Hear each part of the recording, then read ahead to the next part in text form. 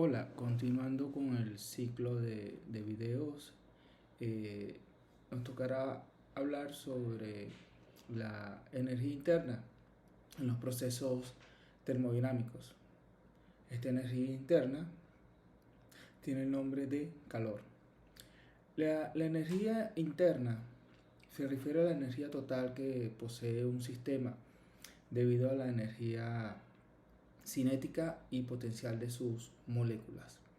Se trata entonces de sistemas que, aunque desde el exterior, desde el punto de vista macroscópico, pudiera entenderse que está, o pudiera apreciarse que está en reposo, realmente a lo interno hay agitación molecular, agitación atómica, hay movimiento.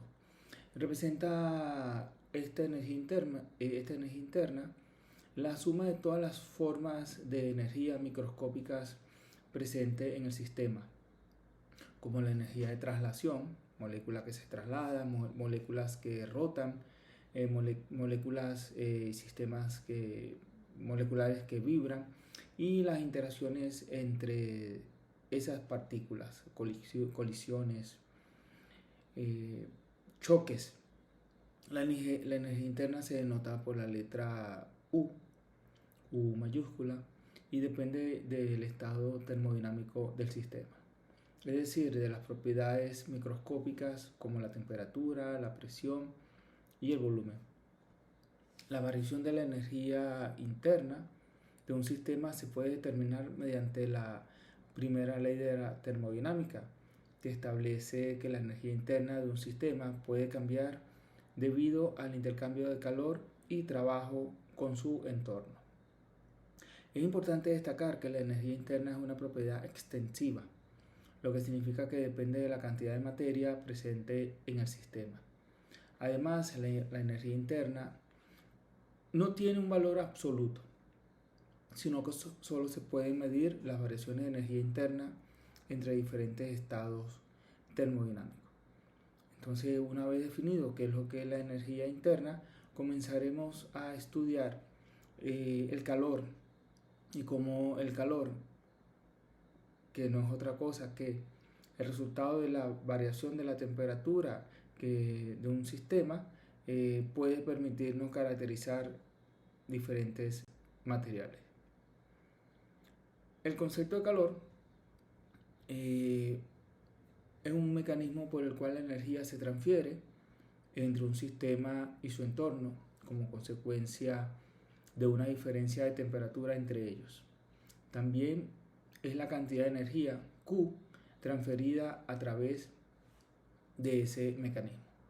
No tiene sentido utilizar el término calor, al menos que haya habido una transferencia de energía como consecuencia de una diferencia en la temperatura. Esto es importante mencionar, que en termodinámica el calor es una forma de transferencia de energía entre dos cuerpos o sistemas, debido a una diferencia de temperatura entre ellos.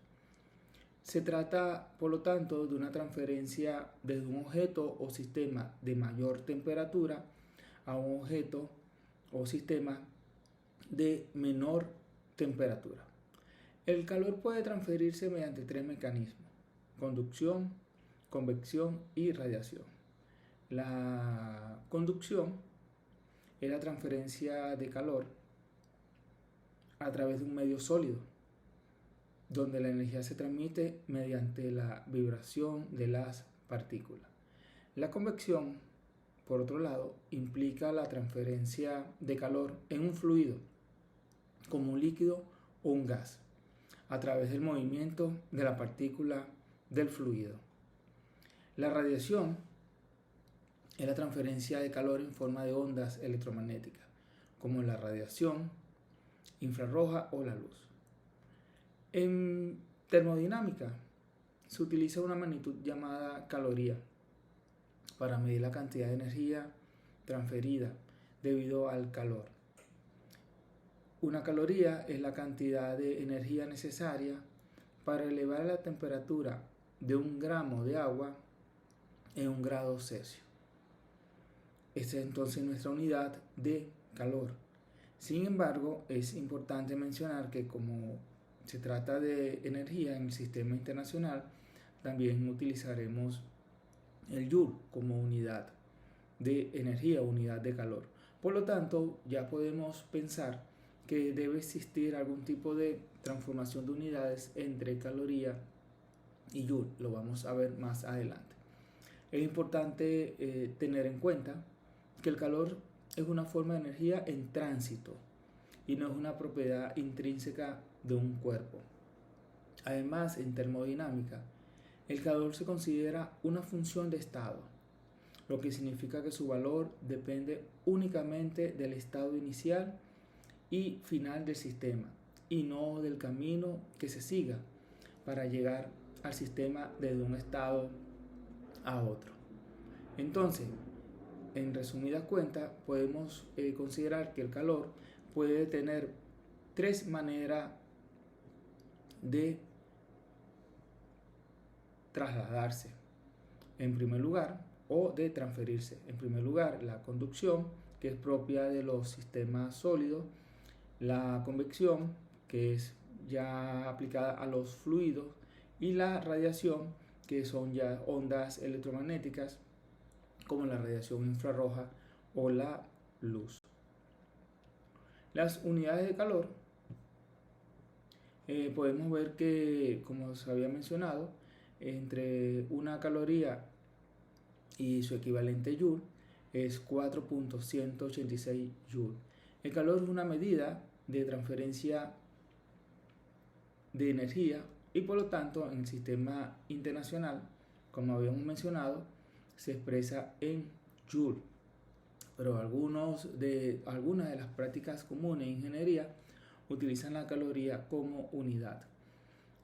Antes los científicos utilizaban la caloría como unidad de medida para el calor y la definición, como se había mencionado anteriormente, hablaba de que una caloría es el calor necesario para elevar la temperatura de un gramo de agua de 14.5 grados Celsius a 15.5 grados Celsius. Es una definición muy teórica. Sin embargo, para otro tipo de sustancias llevamos implícito que el aumento de la temperatura significa la absorción de energía. La pérdida de temperatura significa que ese sistema ha entregado energía. Ahora bien, la definición del calor específico es un concepto muy importante en ingeniería. La cantidad de energía necesaria para elevar un grado de temperatura de 1 kilogramo de una sustancia cualquiera depende de la sustancia en cuestión. Todos tenemos claro que hay algunos elementos, algunos materiales que pueden ganar temperatura más fácil que otros. Todos sabemos que si tenemos una plancha de aluminio y la sometemos al calor que proviene de una llama, se va a calentar mucho más rápido que si esa lámina, en vez de ser de aluminio, es agua. Es decir, la cantidad de calor necesario para aumentar la temperatura en el agua va a ser mayor que la cantidad de calor necesario para aumentar 1 grado una lámina de aluminio. El calor específico C, una C minúscula, de la sustancia se define como el calor Q entre la masa por la diferencia de temperatura. Esto lleva implícito, por supuesto, que no hablamos de calor específico si no hay una variación en la temperatura. Las unidades de calor específico son, en el sistema internacional, Joule entre kilogramos por grados Celsius. Es decir, Q, que es Joule, entre la masa en kilogramos por los grados Celsius. Podemos expresar la cantidad de energía transferida Q entre la masa expresada en kilogramos y su entorno por como una variación de la temperatura, es decir, el calor específico multiplicado por la masa y la variación de la temperatura nos va a dar la cantidad de calor entregado a ese medio. Por supuesto que nosotros debemos conocer o debemos entender cuando un sistema está entregando el calor, es decir, cuando el sistema está pasando de mayor temperatura a menor temperatura, y cuando un sistema está ganando calor, es decir, cuando su temperatura se incrementa. Llevemos implícito a partir de la definición de calor que un sistema con más temperatura significa un sistema con un incremento en su agitación térmica. Un sistema que ha cedido temperatura o ha disminuido el valor de la temperatura es porque ha cedido calor, ha cedido energía. Se entiende por lo tanto que esas vibraciones, esos movimientos, esas colisiones que inicialmente tenía han disminuido. ¿Ok? Cuando la temperatura aumenta, Q y delta T se consideran positivos, lo que corresponde a una energía que está entrando en el sistema. Cuando la temperatura disminuye, Q y delta T se consideran negativos, lo que corresponde a una energía que sale del sistema. Importante mencionar acá que delta T es variación de temperatura. Delta T, como ya ustedes recuerdan, es la temperatura final menos la temperatura inicial. Cuando decimos entonces que delta T es positivo, significa que la temperatura final es mayor que la temperatura inicial. Cuando decimos, por otro lado, que delta T es negativo, significa que la temperatura final es menor que la temperatura inicial. Y cuando se hace esa resta, delta T nos va a dar un valor negativo. Importante también mencionar que la energía que inicialmente tenía el sistema, en el caso de una disminución en su temperatura, no es otra cosa que el sistema ha entregado parte de esa energía a otro medio. ¿Cómo lo puede realizar? Bueno, a través de cualquiera de los mecanismos que se había mencionado anteriormente. Puede ser por conducción, por convección o por radiación.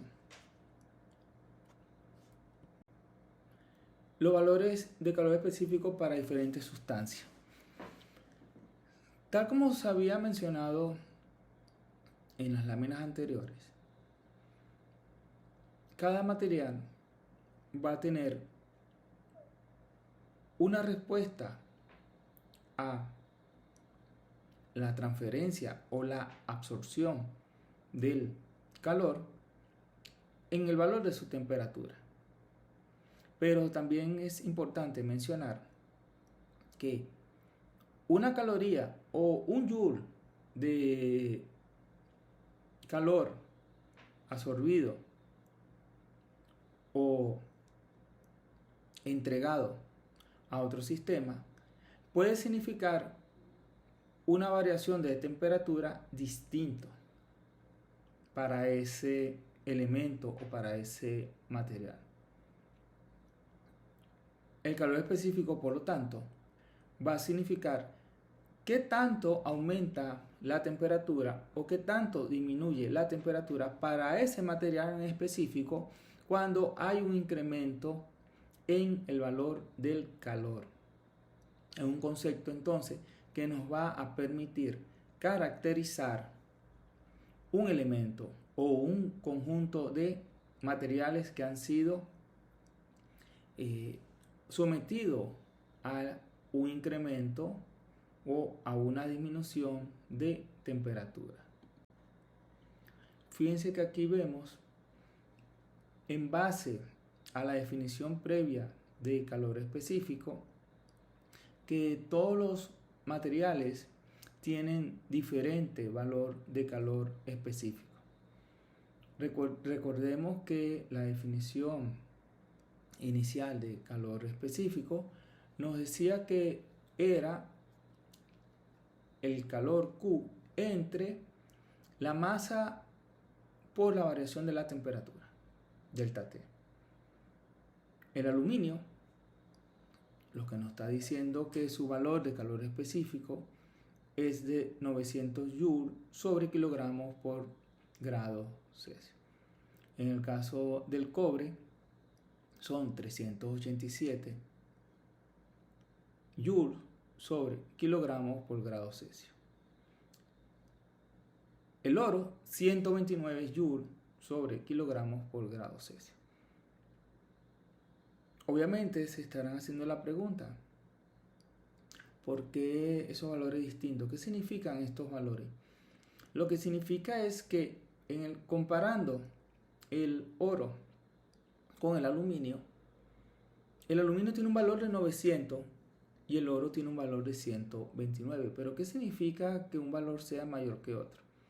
Que para yo aumentar la temperatura 1 grado para 1 kilogramo de oro y 1 kilogramo de aluminio, yo tendría que aplicar más energía en el aluminio. Tendría que aplicar casi 9 veces más energía para aumentar 1 grado la temperatura de ese kilogramo de aluminio. En pocas palabras, vemos que el oro tiene una capacidad calórica mayor que el aluminio, es decir, con menor energía absorbida, su temperatura aumenta mucho más rápido. Para que tengamos este concepto mucho más claro, imaginemos que se aplican 900 Joule de energía para 1 kilogramo de aluminio y se aplica 900 Joule de energía para 1 kilogramo de oro.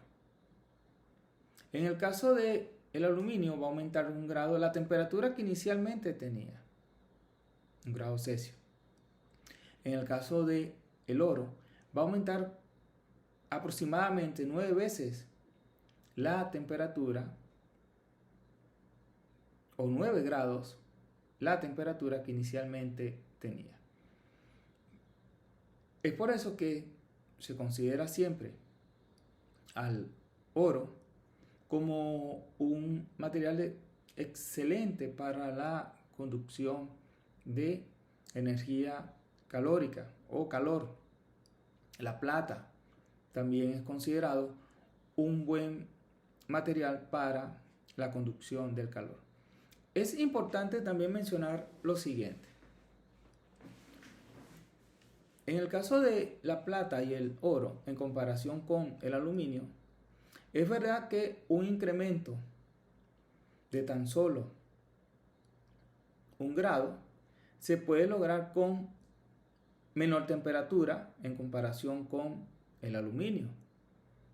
Pero esto también significa que estos elementos van a disipar esa energía con mayor rapidez, ¿ok? Con mayor facilidad que los elementos con un alto valor de calor específico.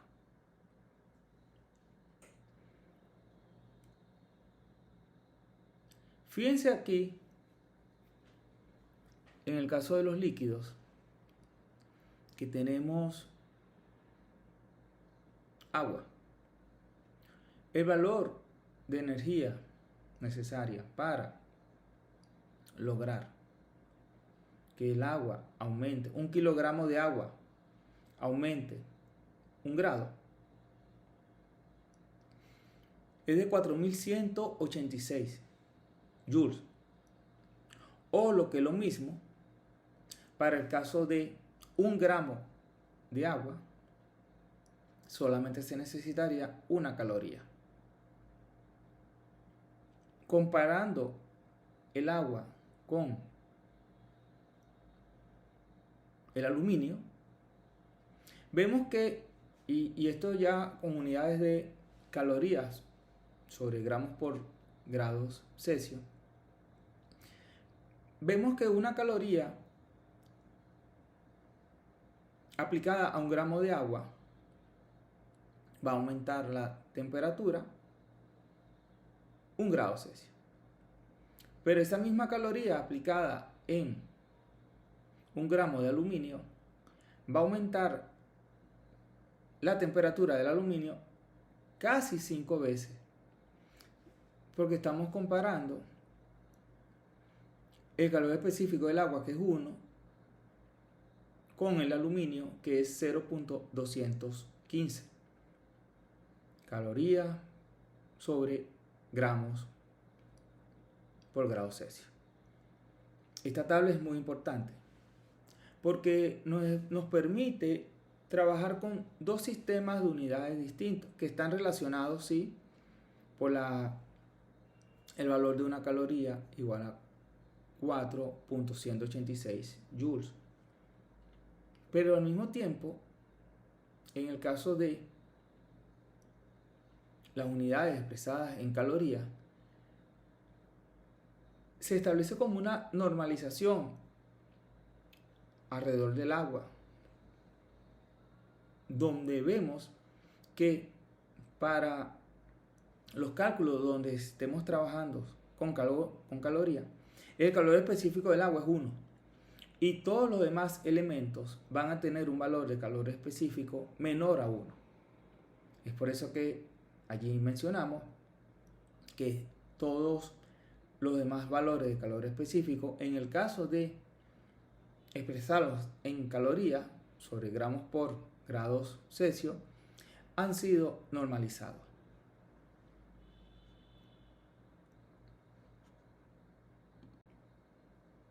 ¿Cómo medir el calor específico? Es decir, cómo utilizar las técnicas llamadas calorimetría. Esto es válido o esto se puede utilizar para medir el calor específico de un líquido o de un sólido. Cuando decimos cómo medir el calor específico, lo que estamos mencionando es cómo lograr obtener los valores que aparecen en la tabla anterior. Si yo determino un valor de la tabla anterior, yo puedo decir este elemento es el que tiene un valor idéntico o aproximado a la tabla de calor específico. Por lo tanto, la calorimetría es una técnica para identificar materiales, identificar elementos. Pero al mismo tiempo hay que mencionar que es una técnica para describir materiales elementales.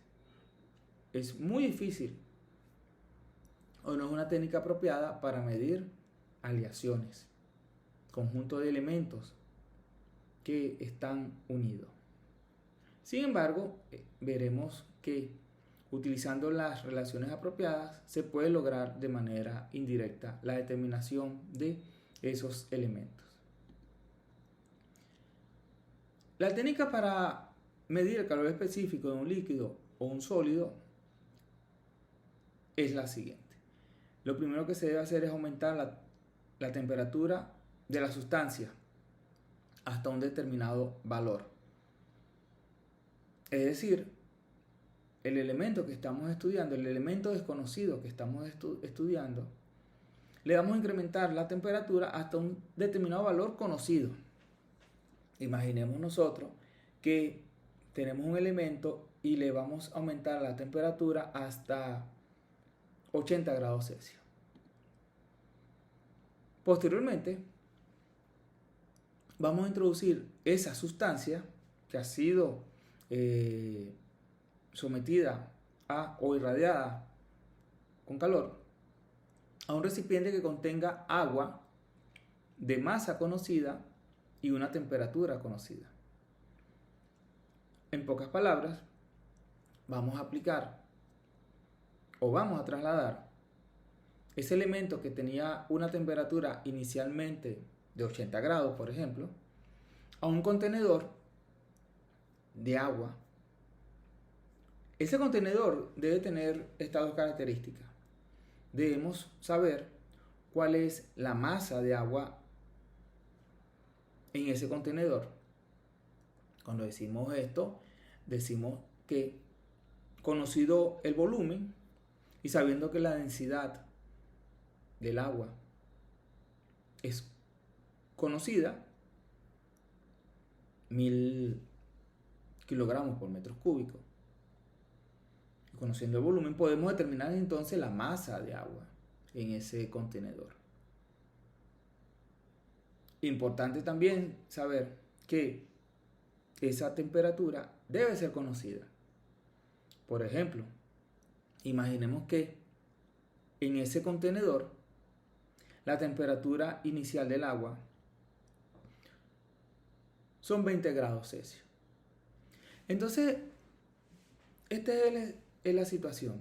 Tenemos una sustancia a la cual hemos aumentado la temperatura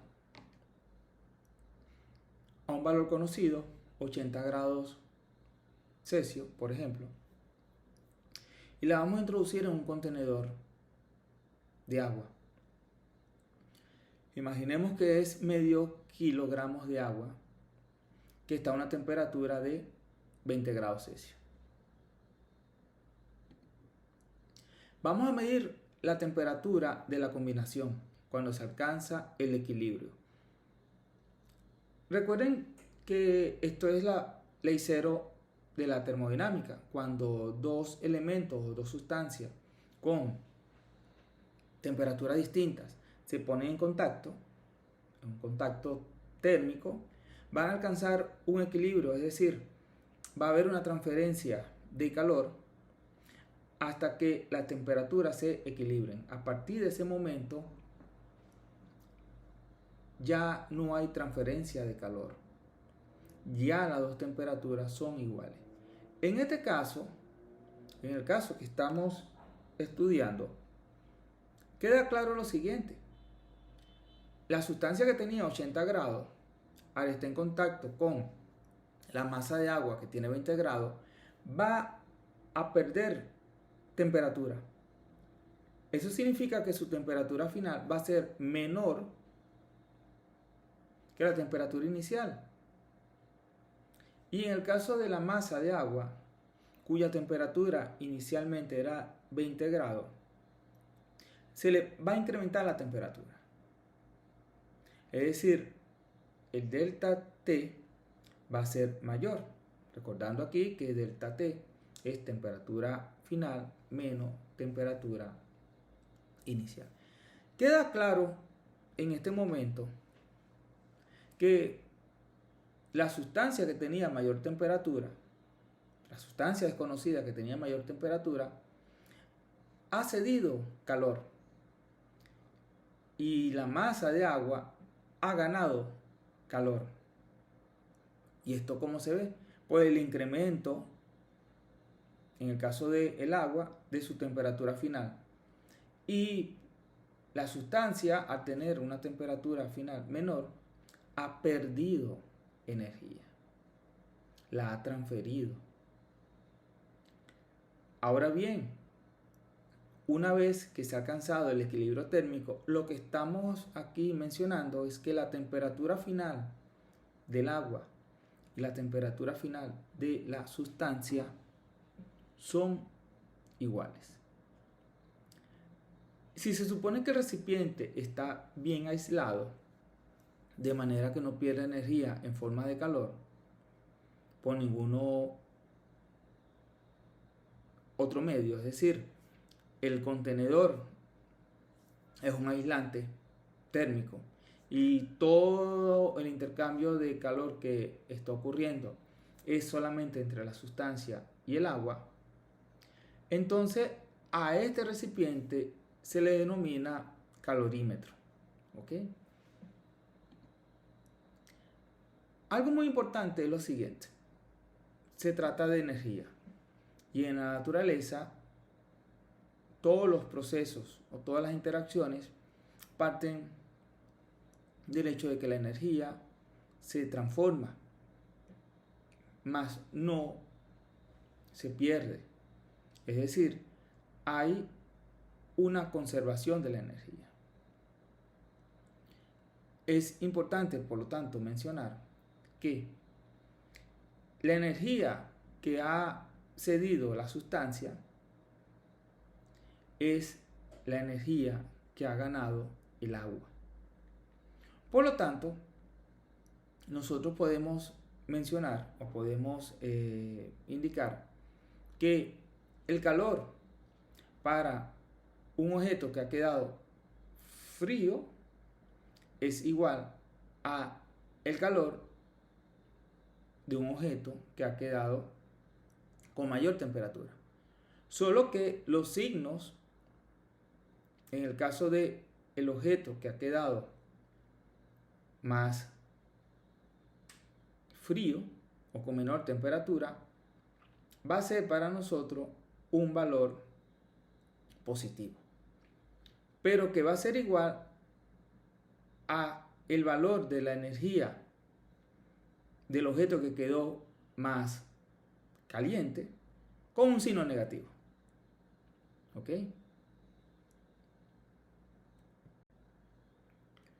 ¿Cómo medir el calor específico? Utilizando la técnica de calorimetría. A partir de el principio de conservación de la energía, para este sistema aislado, cuando mencionamos que el sistema es aislado, decimos que el recipiente que contiene el agua, y en este caso a la sustancia, al bloque de un material desconocido, un bloque sólido puede ser de un material desconocido, lo que estamos diciendo es que ese contenedor es un aislante, no permite la interacción o el intercambio de calor del exterior con mi experimento. Es importante, a partir de la definición de calor, cuando decimos la definición de calor es, recuerden ustedes que Q es masa por el calor específico del material por delta T, es que como el calor que ha entregado la sustancia es igual al calor que ha ganado el agua, es una igualdad.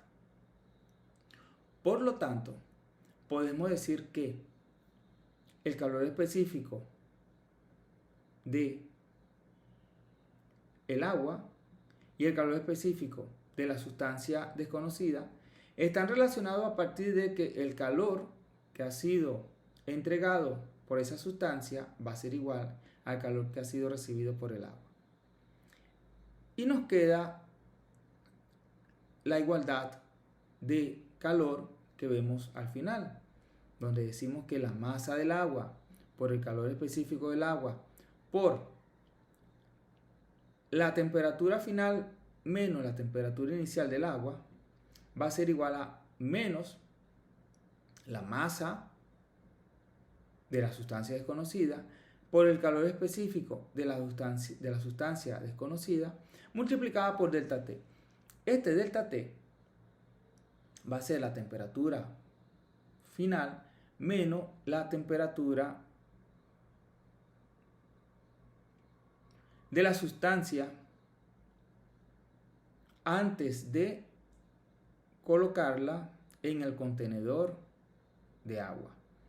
Si vemos con detenimiento esta ecuación, nos damos cuenta que T, que es la que está aquí, la que estamos señalando con el mouse, esta es la temperatura de equilibrio. Ese valor T es igual tanto para la sustancia como para el agua. Solo para ilustrar, imaginemos que la temperatura inicial del agua era 20 grados, la temperatura inicial de la sustancia eran 80 grados y la temperatura de equilibrio es conocida. Esa temperatura de equilibrio, imaginemos que es un valor que tiene que ser intermedio entre los 20 y 80 grados. Es evidente que si colocamos dos sustancias que tienen temperatura, una de 20 grados y otra de 80 grados, van a alcanzar un equilibrio en un valor intermedio entre 20 y 80. No puede alcanzarse un valor menor a 20 grados, no puede alcanzarse un valor mayor a 80 grados cuando esas dos sustancias están en equilibrio térmico. Por lo tanto, esos valores de temperatura, todos ellos son valores conocidos. Y si conocemos cuál es la masa de la sustancia desconocida, es evidente que podemos despejar el valor del calor específico de esa sustancia desconocida. El calor específico del agua, recuerden que es 1 cuando lo expresamos en calorías sobre gramos por temperatura, en este caso por grado Celsius. La masa del agua en este experimento es conocida y es conocida a voluntad. Tú puedes en este experimento conocer siempre la masa de agua. Y por supuesto, aunque tú no conozcas el material de tu sustancia desconocida, sí puedes medir su masa. Cuando decimos esto, estamos considerando una masa de 300 gramos, 200 gramos, 100 gramos de mi sustancia desconocida. Es evidente, por lo tanto, que podemos despejar el valor de el calor específico de esa sustancia desconocida a partir de la igualdad de la energía, en este caso la energía calórica. En este caso también debemos suponer que la masa de agua es grande y no estamos considerando la transferencia de energía calórica que hay entre el contenedor, esa olla, ¿no?, que contiene el líquido, el agua, y el agua. No hay intercambio de energía. Por eso es que los únicos parámetros que aparecen acá en esta ecuación tienen que ver con la sustancia y el agua. El contenedor de agua es muy grande o la cantidad de agua es muy grande. Una cosa también importante que hay que mencionar es que para este experimento se está asumiendo que la sustancia ha sido colocada completamente dentro del fluido, dentro del líquido. No hay ninguna parte de ella que haya quedado fuera de ese fluido. Y esto es importante porque de no ser así, de haber una parte de esa sustancia que haya quedado en contacto con el aire, entonces estamos considerando que esa sustancia está en contacto con dos fluidos, el aire y el agua. Y eso no es lo que se quiere hacer, se quiere es que haya solamente un intercambio de calor entre el agua y la sustancia desconocida. Por lo tanto, si nosotros vemos a partir de esta ecuación cómo quedaría el despeje, podemos decir que este es el calor específico que yo necesito, es pasar estos dos valores, T y la temperatura inicial de la sustancia, a dividir, y la masa de la sustancia desconocida a dividir. Fíjense lo siguiente.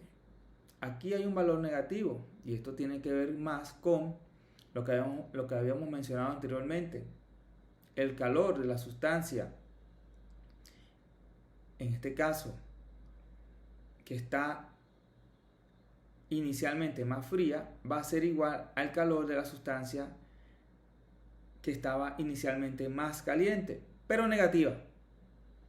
Cuando hacemos la división, fíjense ustedes que aquí yo tengo este delta T como temperatura final menos la temperatura inicial de la sustancia, pero cuando hacemos la división queda al revés, es decir, la temperatura inicial menos la temperatura final. ¿Por qué? Porque este signo negativo me ha invertido el orden de esa resta. De lo contrario, de haber pasado la temperatura final, la temperatura de equilibrio y la temperatura inicial de la sustancia hacia abajo, me iba a quedar temperatura de equilibrio menos la temperatura inicial de la sustancia. Esto es solamente algo matemático para eliminar el signo negativo. Ahora, algo muy importante que mencionar es que no todas las transferencias de calor pueden significar cambios en la temperatura. Cuando ocurre eso es porque estamos hablando de que el calor que se ha introducido en un sistema lo que ha ocasionado es un cambio en la fase, un cambio en el estado de esa materia. Es decir, yo puedo aplicar energía en forma de calor para pasar algo que está sólido a líquido o algo que está en líquido a gaseoso. Ya nos viene a la mente un caso particular, un caso del día a día, el agua. Yo puedo tener un bloque de hielo y aplicar calor, pero ese calor puede ser de tal manera que el hielo que está a 0 grados se convierta en agua, líquido, a 0 grados también. Es decir, la temperatura no varió, pero sí el estado de la materia. Lo mismo sucede si yo tengo agua que está a 100 grados, líquido, y aplico temperatura, o mejor dicho, aplico calor a ese sistema. Inmediatamente comienza el proceso de evaporación. Y si nos preguntamos qué temperatura tiene ese vapor de agua, decimos son 100 grados. Ahí viene la pregunta, estamos aplicando calor, pero no está cambiando la temperatura. Por lo tanto, esto nos permite definir un nuevo concepto, que es el calor latente. El calor latente es la cantidad de calor que se requiere para cambiar la fase de una sustancia sin que cambie su temperatura. Durante un cambio de fase, como por ejemplo de sólido a líquido o de líquido a gas, la temperatura de la sustancia permanece constante mientras se añade o se extrae calor. Existen 3 tipos de calor latente y esto por supuesto va a depender de la fase de la sustancia involucrada. Importante mencionar que el primer calor que podemos encontrar latente puede ser de fusión, y esta fusión es de sólido a líquido. En el caso del calor latente de fusión, es la cantidad de calor necesaria para cambiar un sólido a un estado líquido una sustancia a temperatura constante.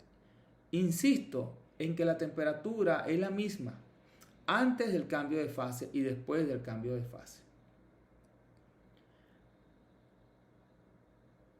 Esto se conoce como punto de fusión. Durante este proceso, la temperatura del sólido se mantiene constante mientras se le suministra calor para romper esa fuerza de atracción entre las partículas del sólido. Recordemos que una fase para diferentes sustancias, lo que nos está diciendo es que tan fuertes son esas uniones moleculares. Vemos también que puede existir un calor latente de vaporización, que es cuando pasa una sustancia de líquido a gas. Es la cantidad de calor necesaria para cambiar un líquido a su estado gaseoso a una temperatura constante, conocida como punto de ebullición.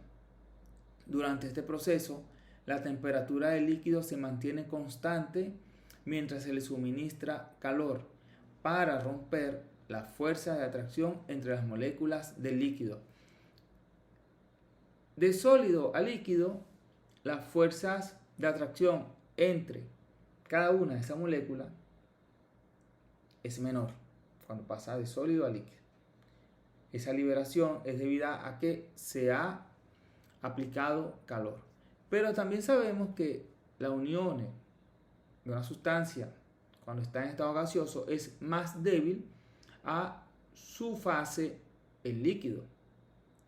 ¿Y eso a qué se debe? Porque se ha aplicado calor también. Y también nos queda puede existir un caso en el cual no pasa de sólido a líquido, sino que pasa de sólido a estado gaseoso. Y eso se conoce como calor latente de sublimación. Durante la sublimación, la temperatura del sólido se mantiene constante mientras se le suministra calor para romper la fuerza de atracción entre las partículas sólidas. El calor latente se expresa generalmente en unidades de energía por masa, como joules por kilogramo o caloría sobre gramo, y su valor depende de la sustancia específica, la presión y la temperatura en la que se realiza ese cambio de fase. Por lo tanto, debemos pensar que también hay una tabla para calor latente para cada una de las sustancias. Algo muy importante también mencionar es que cada sustancia tiene su punto de fusión y su punto de ebullición. En el caso del agua, ese valor es 0 grados Celsius y 100 grados Celsius. Pero otras sustancias también tienen valores conocidos, valores característicos de sus puntos de fusión. Habíamos mencionado que el calor latente era, en el caso del sistema internacional, sus unidades son joules sobre kilogramo o también calorías sobre gramo. El calor latente siempre se puede determinar a partir de la definición Q sobre masa o calor sobre masa. Es una propiedad importante de la sustancia. Toda sustancia tiene un calor específico y tiene también un calor latente. El valor L para una sustancia depende de la naturaleza del cambio de fase de esa sustancia. Una cosa también importante es que una sustancia puede tener cambio de fase en dos vías. Es decir, una sustancia puede pasar en su punto de fusión de sólido a líquido, pero también puede pasar de líquido a sólido. En el caso del agua, cuando tenemos una temperatura de 0 grados y ella está en estado o en fase líquida. Si extraemos energía, va a pasar a estado sólido. Cuando decimos extraemos energía, es que estamos retirándola, estamos absorbiendo esa energía en forma de calor. Y cuando decimos que pasa de sólido a líquido, es porque estamos aplicando o inyectando energía. Repito, aquí es que no se trata de un incremento en la temperatura. Esa energía que se está suministrando o que se está absorbiendo del sistema, lo único que procura es cambiar la fase de mi sistema. Por lo tanto, ese valor de energía puede ser más o menos, es decir, puede ser positivo o negativo, dependiendo si yo estoy aplicando energía. En este caso es positiva si se está introduciendo energía al sistema, y es negativa si se está extrayendo energía del sistema. Por ejemplo, si yo quiero congelar el agua, yo tengo que extraer energía. Ese valor va a ser, por lo tanto, un valor negativo.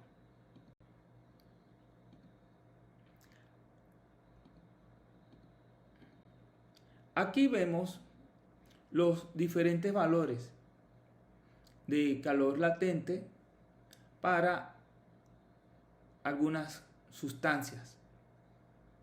Fíjense ustedes, en el caso del agua, el punto de fusión son 0 grados. La cantidad de calor que debo aplicar para que ella pueda convertirse en sólido es de 3.33 por 10 a la 5 Joule por kilogramo. Importante aquí mencionar lo siguiente. Tengo agua a 0 grados. Si yo retiro de ese sistema 3.33 por 10 a la 5 Joule por kilogramo, ese líquido se va a convertir o va a cambiar su fase a sólido, hielo. Si por el contrario tenemos hielo a 0 grados y ese sistema entrega 3.33 por 10 a la 5 Joule por kilogramo, va a pasar a líquido. Y esto nos viene nuevamente a asociar cuando el calor latente es positivo o cuando el calor latente es negativo. Vemos también que aparece el calor latente de vaporización para el agua, y en este caso vemos que el punto de fusión ocurre a 100 grados. Todos sabemos o todos tenemos en nuestras mentes el valor de 100 grados para el momento en que comienza a evaporarse el agua. Pero justo en esos 100 grados hay agua y hay vapor con el mismo valor, 100 grados Celsius. Si yo quisiera aplicar una energía por kilogramo de 2.26 por 10 a la 6 joules por kilogramo, es decir, por cada kilogramo de agua yo aplico 2.26 por 10 a la 6 joules, lo que estamos indicando es que esa cantidad de agua, ese kilogramo de agua, se va a convertir en 1 kilogramo de vapor de agua. A esto que nos referimos con el calor latente de vaporización y el calor latente de fusión. Hay algo muy importante y es que, seguramente se han dado cuenta, que cada valor de calor latente de vaporización para cada sustancia es mayor que el valor de calor latente de fusión para esa sustancia en específico. Sigamos con el agua. En el caso del agua, para yo convertir 1 kilogramo de hielo en 1 kilogramo de agua, necesito 3.33 por 10 a la 5 joules por cada kilogramo de hielo. Sin embargo, para pasar 1 kilogramo de agua a 1 kilogramo de vapor, necesito más energía. Necesito más energía porque en la fase de vapor, en la fase de gas, se necesita que esas fuerzas que unen a las moléculas se debiliten.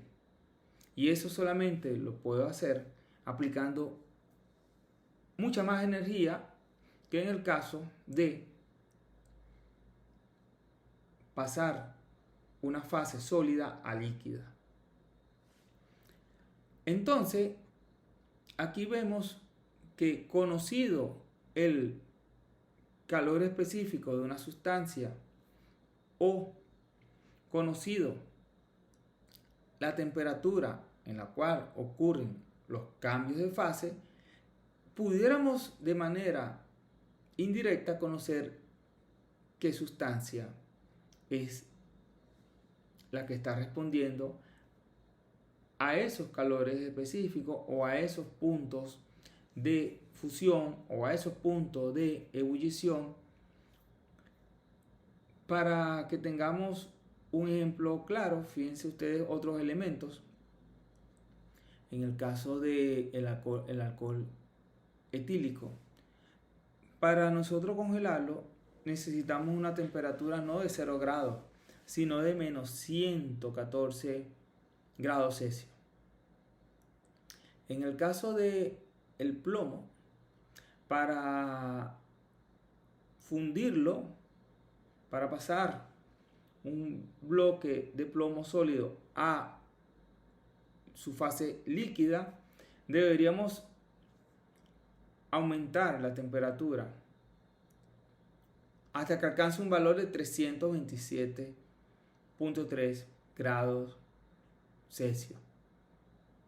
En el caso del oro, para lograr fundirlo, su valor tiene que ser mayor a 1000 grados Celsius. Y por supuesto, si queremos hacer o si queremos